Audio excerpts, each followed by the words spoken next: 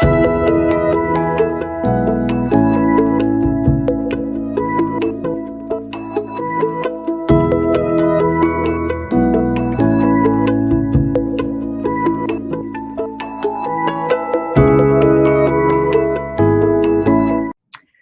back to this next part of my conversation with Heather Rausch. She shared her personal approach to facing transitional times in her life, those upside down moments that I love to call them, through divorce, brain surgery, and starting a new business from the ground up. I'm María Tomás-Keegan, your host of From Upside Down to Right Side Up, Tips for the Transition. I am honored to share inspiring stories like Heather's. These are stories of figuring out how to move through life's inevitable trials and tribulations and coming out on top in triumph.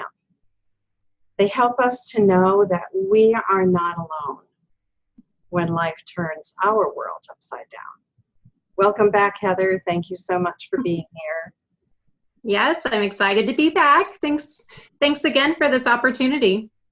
It's my pleasure, and I want to thank you for letting us in on your approach to transitions and how they worked for you, meeting your circumstance head on and not allowing it to overtake you is so inspiring. And many women I know take the opposite approach. So I think this is going to be very revealing for them. So let's talk about the emotional ride that these major life events took you on. And what was the biggest emotional hurdle for you? I think the biggest thing for me was to get over my fear. You know, I had a lot of fear and all the different things that happened. You know, I'm human, right? We're all humans. So we feel those, you know, the pain and the struggle and the fear when things are happening for us.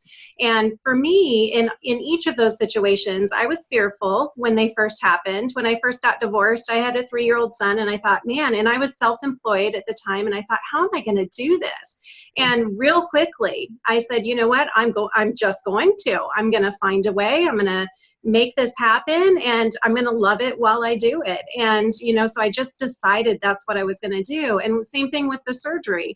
When that was happening, you know, I didn't, like I said before, I didn't really have much of a choice. It was going to happen whether I was, you know, happy or excited for it or not. So, you know, with that, it was the fear. And, you know, I remember when they took me by ambulance to St. Joe's for the brain surgery. And it's St. Joe's is a teaching hospital, right? So you go in and they took me in and I'm being wheeled in and there's all these people surrounding you all at once. And they're trying to, you know, figure out what's happening with you and take you in and all of that. And I was just trying to laugh and joke and, you know, that's just what I do. And so I, you know, they said, wow, you look pretty good. And I remember saying, yeah, I'm feeling okay. I just have a headache and, you know, all this just kind of stuff. And, you know, once they got me all settled in my room, you know, it was neurosurgery I had to have in that. So at the time, I was a huge fan of Grey's Anatomy and I still am. And so I was asking for Dr. McDreamy and Dr. and, you know, all of these things, you know, and every time people would come into, you know, the doctors and then all the other people that come in too as part of the teaching hospital, you know, I would pretend that I was on an episode of Grey's Anatomy. And so not because I was, you know, didn't understand where I was or anything like that. I knew the severity of what was happening for me, but I also knew that, you know, if I could just be me, which is, you know, joking and laughing and trying to make the best of the situation, because like I said, I was going to be there either way, right? So if I could just make the best of the situation, it helped put me at ease and it helped me to overcome the fear. And then also it kept the people taking care of me laughing, which I figured if they're in a good mood, you know, even better for me. So, so that was, you know, kind of what I did in that situation.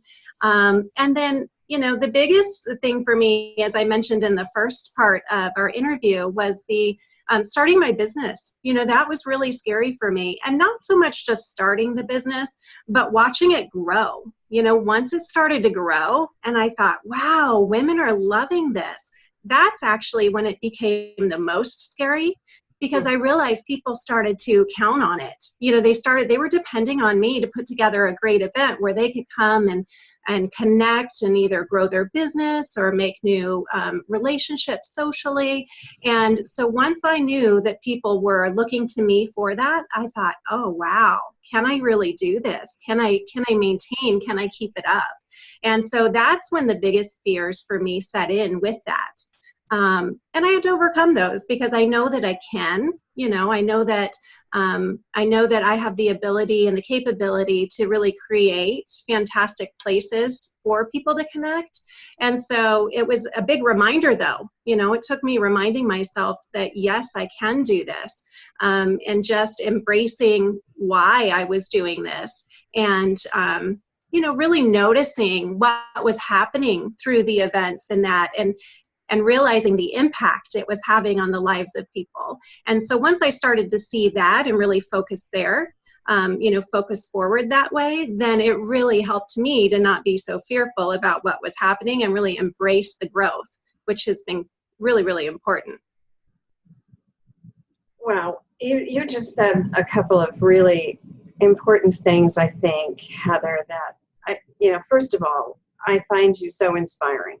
Your energy is palpable and it's contagious, and your attitude and the way you approach major life events with understanding what's going on, yet finding the humor that helps you, not to avoid, right, but helps you to get through. I think that's so important for people who have the ability to apply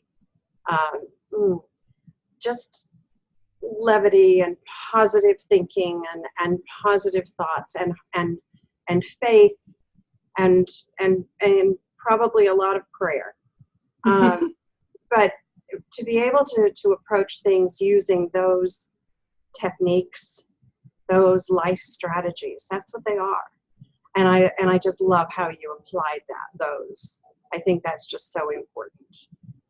And then the fear of your business growing, and how you got through that, I think is again a great a lesson. We're going to get to the lessons in the next segment, but I think it's a great lesson to shift your fear. It never goes away, but by focusing on why you're doing what you're doing, knowing that this is what you're intended to do, and seeing the impact you're having and letting that be your fuel. Yeah, it is. It's so important because, like you said, we're always going to have fears that pop up. It's just part of being human.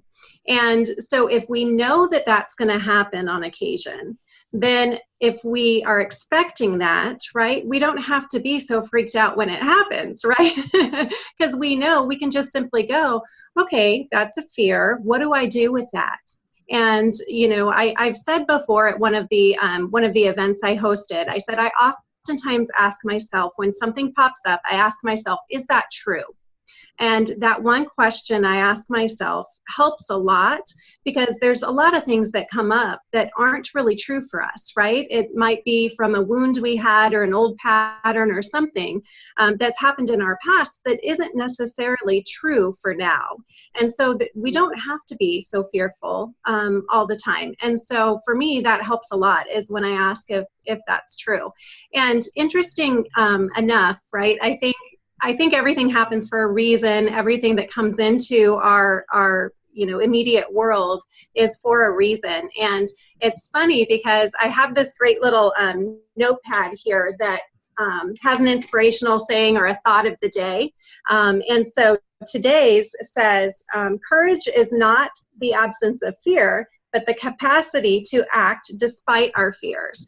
And that was a quote from John McCain, and that was today's little message for me on my notepad there, talking about courage in the absence of fear. You know, we're going to have fear, right? So you just act anyway.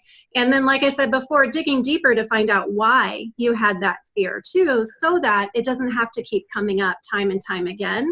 You know, there'll be a different fear probably to replace it when you get that one nailed down, but that's okay. You know, when there's a different fear, you know, you're growing, right? Because sure. you've experienced and maybe mitigated one by asking, so is that true for me now? Right. And the answer to that is no. So you can set that one aside and move on, right? Yeah. And there will be another fear there, you know, because you're growing and you're experiencing new things, stepping outside of your comfort zone. Yeah. Right? Or maybe the fear before the first time around, you know, maybe you sit in that for like 10 minutes, right? And then the next time, maybe, you know, you go, okay, I've got that. It pops up again, and you sit there with it for maybe 5 minutes, you know, and then the next time, maybe 1 minute, or, you know, maybe it doesn't even have to happen those 3 times, right? So it's really all up to us, I believe, in how we deal with that and, you know, what we choose to do with it. But I think definitely learning from it is important, and then just not beating ourselves up about it either, and just saying, okay, I had that fear, now what do I do? Right, being kind to ourselves, that's important too. I love all that you've shared with us here. Thank you so much. I can't wait to get to the next segment, because I know that there are some big lessons from this part of your story, Heather, and I can't wait for you to share those with us. I'm excited to share. Thank you. And so everybody stay tuned. Till next time, I'm María Tomás-Keegan.